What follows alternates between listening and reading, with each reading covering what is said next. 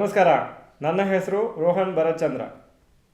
Electric cars ಬಿಟ್ಟು ಇನ್ನೊಂದು sector ಯಾವುದು ಫ್ಯೂಚರ್ಲಿ ಇಂಪ್ರೂವ್ ಆಗ್ಬೋದು ಅಥವಾ ತುಂಬ ಡೆವಲಪ್ ಆಗ್ಬೋದು ಅಂದರೆ ಆರ್ಟಿಫಿಷಿಯಲ್ ಇಂಟೆಲಿಜೆನ್ಸ್ ಅಥವಾ AI ಅಂತ ಕರೀತಾರೆ.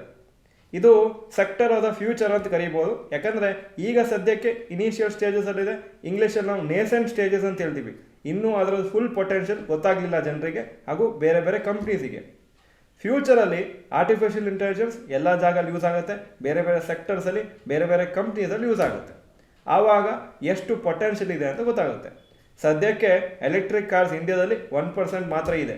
ಅಕಸ್ಮಾತ್ ಅದು 10-20% ಆದರೆ ಯಾವ ಕಂಪ್ನೀಸ್ ಅದರಿಂದ ಜಾಸ್ತಿ ಬೆನಿಫಿಟ್ ತೊಗೊಳ್ತಾರೆ ಅಂತ ನಾವು ನೋಡಬೇಕಾಗುತ್ತೆ. ಈ ಆರ್ಟಿಫಿಷಿಯಲ್ ಇಂಟೆಲಿಜೆನ್ಸ್ ಸೆಕ್ಟರಲ್ಲಿ ಯಾವ ಕಂಪ್ನೀಸ್ ಫ್ಯೂಚರಲ್ಲಿ ತುಂಬ ಮುಂದೆ ಹೋಗುತ್ತೆ ಅಂತ ಸದ್ಯಕ್ಕೆ ಹೇಳಲಿಕ್ಕೆ ಬರೋದಿಲ್ಲ. ಆದರೆ ನಮ್ಮ ರಿಸರ್ಚ್ ಮಾಡಲಿಕ್ಕಂತೂ ನಮಗೆ ಟೈಮ್ ಇದೆ. ರಿಸರ್ಚ್ ಮಾಡಿಕೊಂಡು ನಾವು ಮೇ ಬಿ ಯಾವುದೋ ಒಂದು ಕಂಪ್ನಿ ಇಂಟ್ರೆಸ್ಟಿಂಗ್ ಕಾಣಿಸ್ತಾ ಇದ್ರೆ ಅಥವಾ ತುಂಬ ಪೊಟೆನ್ಷಿಯಲ್ ಇದೆ ಅಂತ ಕಾಣಿಸಿದ್ರೆ ಸ್ವಲ್ಪ ಅಮೌಂಟ್ ಹಾಕಲಿಕ್ಕೆ ನಾವು ನೋಡ್ಬೋದು. ಒಂದು ಇಂಪಾರ್ಟೆಂಟ್ ಪಾಯಿಂಟ್ ಏನಂದರೆ ಟೆಕ್ನಾಲಜಿ ಎಲ್ಲಿ ಜಾಸ್ತಿ ಯೂಸ್ ಆಗುತ್ತೆ ಅಲ್ಲಿ ಜಾಸ್ತಿ ಚೇಂಜಸ್ ಆಗೋ ಚಾನ್ಸಸ್ ಇದೆ. ಫಾರ್ ಎಕ್ಸಾಂಪಲ್, ಹಿಂದೆ ಎಷ್ಟೋ ಟೆಕ್ನಾಲಜೀಸ್ ಬಂದಿತ್ತು, ಆದರೆ ಅದಾದಮೇಲೆ ಇನ್ನೂ ಅಡ್ವಾನ್ಸ್ ಟೆಕ್ನಾಲಜಿ ಬರುವಾಗ ಓಲ್ಡ್ ಟೆಕ್ನಾಲಜೀಸ್ ಎಲ್ಲ ಹೋಗ್ಬಿಡ್ತು. ಆವಾಗ ಆ ಥರ ಕಂಪ್ನೀಸ್ ಯಾವುದು ಓಲ್ಡ್ ಟೆಕ್ನಾಲಜಿನ ಸೇಲ್ ಮಾಡ್ತಿದ್ರು ಅವರು ಯಾವುದು ಅಪ್ಡೇಟ್ ಮಾಡ್ಕೊಂಡಿಲ್ಲ, ಆ ಕಂಪ್ನೀಸು ಸತ್ತೋಗ್ಬಿಡ್ತು. ಅದೇ ಥರನೇ AI ಅಂತಿರೋದು ಒಂದು ನ್ಯೂ ಫೀಲ್ಡ್. ಅಕಸ್ಮಾತ್ ಅದು ತುಂಬ ಅಡ್ವಾನ್ಸ್ ವರ್ಷನ್ ಬಂತು, ಕೆಲವು ಕಂಪ್ನೀಸ್ ಅದನ್ನು ಅಪ್ಡೇಟ್ ಮಾಡಲಿಲ್ಲ ಅಂದರೆ ಅವಾಗ ಏನಾಗುತ್ತೆ, ಆ ಕಂಪ್ನೀಸ್ ಎಲ್ಲ ಒಂಥರ ಅಬ್ಸೊಲ್ಯೂಟ್ ಆಗಿಬಿಡ್ತದೆ. ಸೊ ತುಂಬ ಕೇರ್ಫುಲ್ ಇರಬೇಕು. ಈ ಥರ ಟೆಕ್ನಾಲಜಿ ಬೇಸ್ಡ್ ಸೆಕ್ಟರ್ಸಲ್ಲಿ ಇನ್ವೆಸ್ಟ್ ಮಾಡುವಾಗ ನಾವು ಯಾವಾಗಲೂ ತುಂಬ ಅದರ ಬಗ್ಗೆ ಓದಬೇಕಾಗುತ್ತೆ.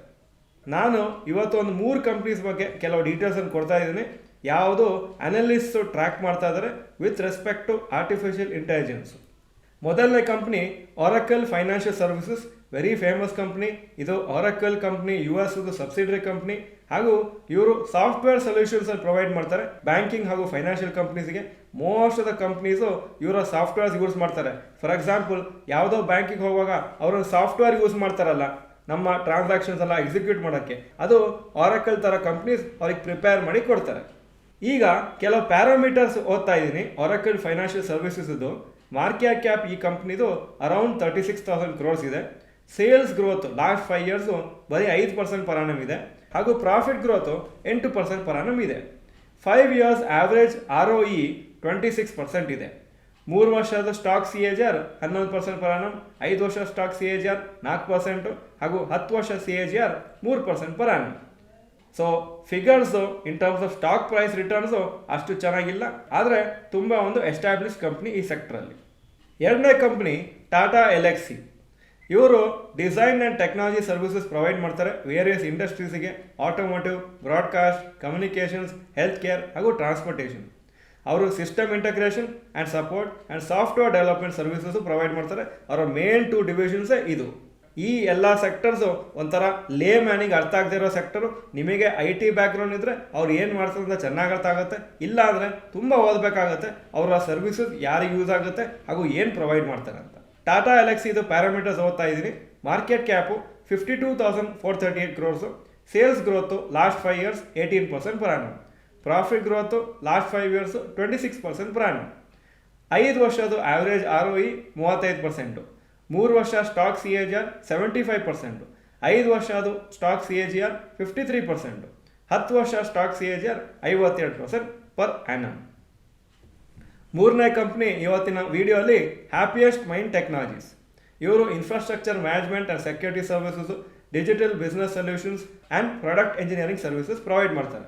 ಇದೊಂಥರ ಸಾಫ್ಟ್ವೇರ್ ಕಂಪ್ನಿ, ಆದರೆ ಕೆಲವು ಬೇರೆ ಬೇರೆ ಸರ್ವಿಸಸ್ ಪ್ರೊವೈಡ್ ಮಾಡ್ತಾರೆ. ಅವರು ಆರ್ಟಿಫಿಷಿಯಲ್ ಇಂಟೆಲಿಜೆನ್ಸನ್ನು ವೇರಿಯಸ್ ಸರ್ವಿಸಸ್ಗೆ ಕ್ಲೈಂಟ್ಸಿಗೆ ಪ್ರೊವೈಡ್ ಮಾಡ್ತಾರೆ. ಕೆಲವು ಪ್ಯಾರಾಮೀಟರ್ಸ್ ಹ್ಯಾಪಿಯೆಸ್ಟ್ ಮೈಂಡ್ ಟೆಕ್ನಾಲಜೀಸ್ ಇದು. ಮಾರ್ಕೆಟ್ ಕ್ಯಾಪು 12,865 ಕೋಟಿ, sales growth last 5 years 25% per annum, profit growth last 5 years 63% per annum, 5 years average ROE 37%, 3 ವರ್ಷದ ಸ್ಟಾಕ್ CAGR 38% per annum, 5 ವರ್ಷ ಸ್ಟಾಕ್ CAGR ಏನಿಲ್ಲ, ಹಾಗೂ 10 ವರ್ಷ ಸ್ಟಾಕ್ CAGR ಇಲ್ಲ. ಯಾಕೆಂದರೆ ಅವ್ರು ಲಿಸ್ಟಿಂಗ್ ಆಗಿದ್ದು 3-4 years ಬ್ಯಾಕ್ ಮಾತ್ರ.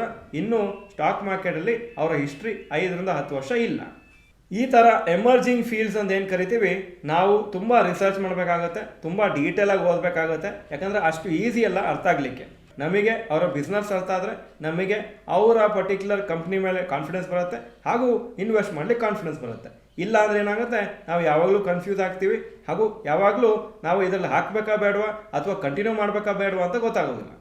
ಹಾಗೂ ನಮ್ಮ ಬೇರೆ ಸೆಕ್ಟರ್ಸ್ ಕಂಪೇರ್ ಮಾಡಿದರೆ ಈ ಥರ ಸೆಕ್ಟರ್ಸು ಯೂಶಲಿ ಲೇ ಮ್ಯಾನಿಗೆ ಅರ್ಥ ಆಗೋದಿಲ್ಲ. ಫಾರ್ ಎಕ್ಸಾಂಪಲ್ ಏಷ್ಯನ್ ಪೇಂಟ್ ಏನು ಬಿಸ್ನೆಸ್ ಮಾಡ್ತಾರೆ ಅಂದರೆ ನೀವು ಕ್ಲೀನಾಗಿ ಎಕ್ಸ್ಪ್ಲೇನ್ ಮಾಡ್ತೀನಿ. ಫಾರ್ ಎಕ್ಸಾಂಪಲ್ ಟೈಟನ್ ಏನು ಬಿಸ್ನೆಸ್ ಮಾಡ್ತಾರೆ ಅಂದರೆ ನೀವು ಕ್ಲೀನಾಗಿ ಎಕ್ಸ್ಪ್ಲೇನ್ ಮಾಡ್ಬೋದು. ಈ ಥರ ಕಂಪ್ನೀಸು ಅಷ್ಟು ಈಸಿಯಾಗಿ ಎಕ್ಸ್ಪ್ಲೇನ್ ಮಾಡ್ಲಿಕ್ಕೆ ಆಗೋದಿಲ್ಲ. ಆವಾಗ ಅದನ್ನು ಎಕ್ಸ್ಪ್ಲೇನ್ ಮಾಡ್ಲಿಕ್ಕೆ ಆಗೋದಿಲ್ಲ ಅಂದರೆ ನಮಗೆ ಸಫಿಷಿಯೆಂಟ್ ನಾಲೆಜ್ ಇಲ್ಲ ಅದ್ರ ಬಗ್ಗೆ ಅಂತ ನಾವು ತಿಳ್ಕೊಬೇಕಾಗತ್ತೆ. ನಿಮಗೆ ಈ ಥರ ಫೀಲ್ಡ್ ಬಗ್ಗೆ ಇಂಟ್ರೆಸ್ಟ್ ಇದ್ದರೆ ರಿಸರ್ಚ್ ಮಾಡಿ, ತುಂಬ ಓದಿ. ಇಮಿಡಿಯೇಟಾಗಿ ಏನು ಡಿಸಿಷನ್ ತೊಗೊಳ್ಬೇಕಂತಿಲ್ಲ. ಡಿಸಿಷನ್ ತೊಗೊಳ್ತೀರಿ ಅಂದರೆ ಫುಲ್ ಕಾನ್ಫಿಡೆನ್ಸಲ್ಲಿ ತೊಗೋಬೇಕು. ಈ ಕಂಪ್ನಿ ಚೆನ್ನಾಗಿ ಮಾಡೇ ಮಾಡ್ತದೆ ಅಂತ ಆ ಒಂದು ಕಾನ್ಫಿಡೆನ್ಸ್ ಇರಬೇಕು. ಡೌಟಲ್ಲಿ ಇದ್ದರೆ ಈ ಥರ ಸೆಕ್ಟರ್ಸಲ್ಲಿ ಇನ್ವೆಸ್ಟ್ ಮಾಡಿಬಿಡಿ.